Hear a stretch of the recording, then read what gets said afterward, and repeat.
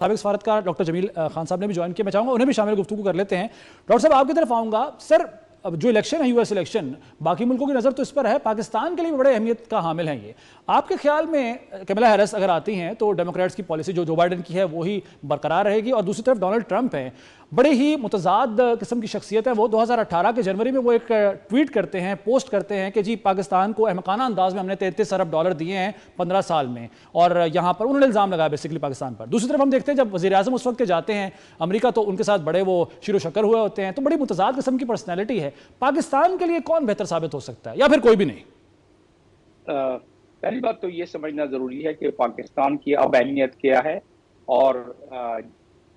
जब war on terror था और उससे पहले जब सोवियत यूनियन के खिलाफ जंग चल रही थी तो उस वक्त क्या अहमियत है। ये जाहिर है कि पाकिस्तान की अहमियत अब बिल्कुल कम हो गई है। जब से आप अभी भी जिक्र कर रहे थे कि अफगानिस्तान से निकला हुआ है फौजियों का, उसके बाद मजीद कम हो गई है। तो रहा सवाल कि पर्सनल इमरान खान को रिसीव किया डोनाल्ड ट्रंप ने, और बाद में जो बाइडेन ने कॉल रिसीव नहीं की, तो वो एक अलहदा बात है, क्योंकि मुल्कों के दरमियान अपनी ज़ाती दोस्तियाँ, मैं सुन रहा था नरेंद्र मोदी के हवाले से भी, तो ज़ाती दोस्तियाँ का अंसर सिर्फ इतना ही होता है कि हैंडशेक के वक्त और प्रेजेंट्री के वक्त जब मुल्कों के दरमियान नेगोशिएशन होते हैं, और ख़ास तौर पे उनके इंटरेस्ट जब होते हैं, तो उसमें बहुत ज़्यादा इनपुट होती है बाकी इदारों की भी। तो उससे हटकर बिल्कुल, अगर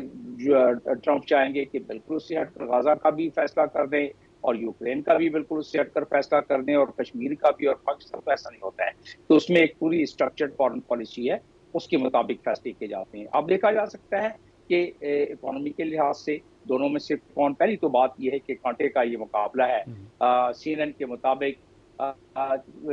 49% इस वक्त कमला हैरिस का नेशनल जो जा रहा है, सर्वे के मुताबिक कि उनकी पॉपुलैरिटी और उनका गेन, और साथ में डोनाल्ड ट्रंप का 47 जा रहा है। तो उस लिहाज से अगर देखा जाए तो एक 1% का कोई खास इसलिए फर्क नहीं पड़ता कि वहाँ निज़ाम दूसरा है अमेरिका में, क्योंकि वहाँ इलेक्टोरल वोट्स का भी मामला होता है। वो आगे चल के अगर बहस में वो बात आई तो उसको मजीद समझा दिया जाएगा और उसको एक्सप्लेन कर दिया जाएगा। तो उसकी वजह से ये 1% भी, जिसमें कि 3% का मार्जिन होता है। तो आप देख लेते हैं कि अगर ट्रंप आते हैं, जो कि जिनको कहा जाता है इम्पल्सिव, यानी कि नी जर्क डिसीजन, यानी कि अनप्रेडिक्टेबल डिसीजन, अनप्रेडिक्टेबल उनके वो होते हैं मामलात, और इसी से खाइफ है उनकी अपने इदारे भी इसी से खाइफ रहते हैं, और उनकी अपनी पार्टी भी बहुत दफा इसी से खाइफ हो जाती है, जो जिस किस्म की गुफ्तगू चल जाती है, क्योंकि वो बड़े फ्री स्टाइल में गुफ्तगू करते हैं, और ये गुफ्तगू पसंद आती है उनके वोटर सपोर्टर्स को। लिहाजा वो इसी स्टाइल में बात करते हैं, और उसकी मिसालें दी जा सकती हैं आपको कि क्या क्या उन्होंने कहा, और पिछले दिनों कैंपेन में क्या क्या बात की उन्होंने,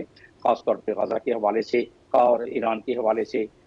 यूक्रेन के हवाले से, ये तमाम चीजें वो बात कर चुके हैं। हाँ, एक बात दुरुस्त है कि डोनाल्ड ट्रंप का ये हमेशा एक स्लोगन रहा है, एक नैरेटिव रहा है कि हम जंगों में जो पैसे ज़ाया करते हैं वो अपने टैक्स पेयर के लिए, जो कि एक नेशनल मफाद है, और उसकी बहुत उनके वोटर सपोर्टर इस चीज को सपोर्ट भी करते हैं। तो अब रहा सवाल कि वो अगर आते हैं तो पाकिस्तान के को किस लिहाज से फायदा होता है। अगर पाकिस्तानियों ने, मैं बता देता हूँ कितनी मेहनत की है अमेरिका में, हमारे पाकिस्तान के जो फॉरेन ऑफिस है या बाकी हमारे अकाबरीन है, दोनों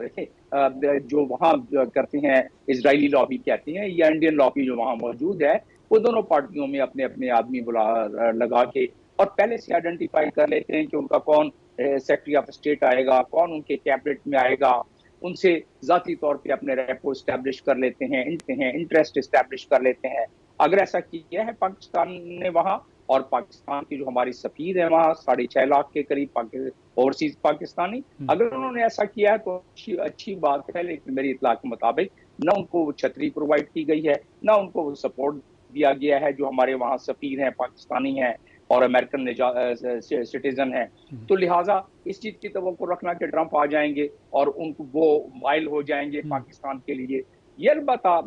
जरूर है कि अगर हमने काम किया होता, या अब भी हाथ से वक्त गया नहीं है, अगर काम ज्यादा मेहनत के साथ कर लिया जाए इस मामले में कि अपने रेपो और अपनी मामलात और अपनी पहुंच कहाँ तक बैठा ले। हमारे तो व्हाइट हाउस में हमारे लोगों को जाने के लिए भी बड़ी प्रॉब्लम होती है। तो उस लिहाज से अगर कोई अभी भी हम इन्वेस्ट कर लें तो उसमें ये हो सकता है कि आगे जाके अमेरिका चाहे उसने वॉल स्ट्रीट की तरफ सिर्फ देख के नजर दौड़ा दे और ट्रेजरी डिपार्टमेंट को सिर्फ कह दे कि कुछ इन्वेस्टमेंट पाकिस्तान में भी करा जी दें, जी। तो ट्रेजरी डिपार्टमेंट के कहने से बड़ी बड़ी मल्टीनेशनल जो है वो आप मुशर्रफ के जमाने में देख लें, आगे इन्वेस्टमेंट की चल, लेकिन उस डॉक्टर वक्त साहब उनका बड़ी बड़ी इंटरेस्ट इंपॉर्टेंट बात पाकिस्तान है में था। आपने जो की है, मैं चाहूंगा इस पर मौशी जो नुक्ता नजर। डॉक्टर जमील साहब, सर 2018 से 2022 तक जो है शशुपंच का शिकार रही चाइना को लेकर हमारी पॉलिसी, और श्योरिटी नहीं थी किसी भी चीज़ में, और रोल बैक भी हुआ एक तरह से सीपैक। लेकिन अब रिवाइवल हुआ है, तो ये फैक्टर कि हम चाइना के करीब आ रहे हैं, ये अमेरिका से हमारी दूरी का सबब बन सकता है, या फिर इस बात से अमेरिका की मैनेजमेंट को कोई फर्क नहीं पड़ता? एहतियात ना की तो हो सकता है। अच्छा। पहले भी ऐसा हुआ। लेकिन मैं इससे पहले ये बताता चलूं कि बाकी गेस्ट की आवाज मुझ तक नहीं आ रही थी, तो उस पैराहे में मैं बात नहीं कर सकूंगा। सर। बहरहाल आपके सवाल का जवाब मैं दे देता हूं कि आपने जिस दौर की बात की 2018 के बाद से, उसमें यकीनन कुछ अचकोले आए थे और मेरी जाती तौर पर मुलाकातें हुई हैं टॉप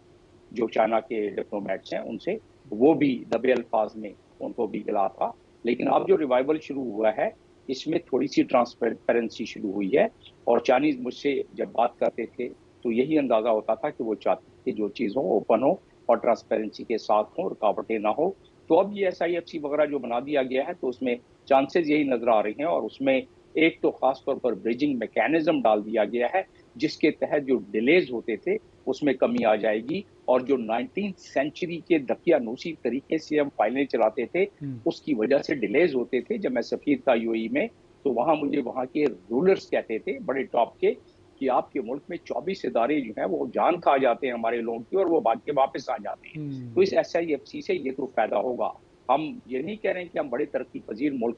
के तौर पर काफी कर लें और ये नहीं हो, क्योंकि हमारे बाकी जो है डिपार्टमेंट्स डिले करते हैं, इसलिए ये कर लिया गया है, तो इससे फायदा तो पहुंचेगा। अब रहा सवाल चाइना के मामले में, हमारा जियोपॉलिटिकल तनाजुर बहुत ही अहम है, और जियोपॉलिटिकल तनाजुर ये है कि जब चाइना से हम ज्यादा कुर्बतें हासिल करते रहते हैं, जो कि हमारा हक है, हर मुल्क को अपने इंटरेस्ट में कुर्बतें हासिल करना चाहिए, लेकिन जिस तरह हमारा पड़ोसी मुल्क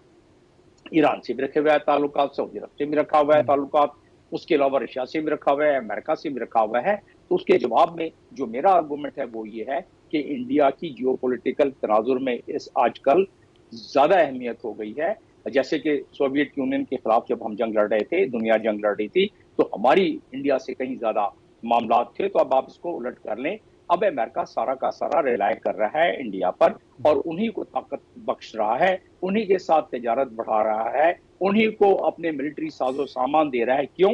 इसलिए कि अमेरिका का नंबर 1 जो इस वक्त फॉरेन पॉलिसी का नुक्ता है वो है चाइना कंटेनमेंट, और चाइना कंटेनमेंट में इंडिया को उन्होंने चैंपियन बनाया हुआ है, जिसकी वजह से हमारी अभी वो अफादियत इसलिए नहीं रही कि अफगानिस्तान से भी बात हो रही थी ना कि फौजें में निकल गई, और हमारी जो पहले जरूरत थी वो जरूरत नहीं रही। तो अब जब हमारी ज्यादा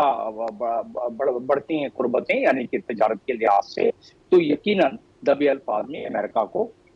इस मामले में खुलबली मचती है, और अमेरिका को न सिर्फ इस मामले में खुलबली मचती है, बल्कि इस मामले में भी खुलबली मचती है कि ये जो रीजनल ऑर्गेनाइजेशन SCO हो गया, ECO हो गया, आसियान हो गया, जिस तरह के से ईस्ट की तरफ तिजारत का रुख और इकोनॉमी का रुख बढ़ रहा है, तो उनको तो खुलबली मची हुई है, और वो चाहते हैं कि इसी को किसी लिहाज से कंट्रोल किया जा सके या रोका जा सके। आपने देख लिया कि डोनाल्ड ट्रंप ने खुद अनाउंस कर दिया कि मैं आऊंगा तो मैं तो बड़ी ड्यूटियां बढ़ा दूंगा, चाइना का माल हमारे पास 600 बिलियन का, हमारे पास क्यों डिफरेंस आता है, हम 600 बिलियन चाइना को ज्यादा क्यों देते हैं, तिजारत में हमारी ट्रेड डिफरेंस 600 बिलियन क्यों है। ये कल की तकरीर का मैं बता रहा हूँ डोनाल्ड ट्रंप की। तो उनका कि जी हम ये कर लेंगे, हम इस पर ड्यूटियां बढ़ा देंगे, हालांकि उसके असरात मुज़र असरात गरीब लोगों पर तो अमेरिका में पड़ेंगे, लेकिन बहरहाल वो उन्होंने ये अनाउंस किया ताकि चाइना को थोड़ा सा कंटेन किया जाए इस मामले में। जब पाकिस्तान इन चीजों की तरफ जाता है, मिसाल के तौर पर पाकिस्तान को ब्रिक्स की अगर मिल जाती मेंबरशिप और इंडिया अगर उसमें अडदरमी न करता, तो एक और स्टेप हमारा आगे चला जाता, और पाकिस्तान अगर करेंसी की सवाब की बात करता है, पाकिस्तान अगर ऑयल और गैस ईरान से लेता है तो उस पर पाबंदी का उसको सामना करना पड़ता है, इंडिया को नहीं करना पड़ता है। तो इसी लिहाज से करेंसी सवाब के मामले में पाकिस्तान जब जाता है तो ये चीज ज्यादा पसंदीदगी के साथ अमेरिका नहीं देखता है, अमेरिका इसको पसंदीदगी से नहीं देखता। ठीक है डॉक्टर जमील साहब, बहुत शुक्रिया आपका। शौकतुल्लाह साहब आपका भी बहुत शुक्रिया।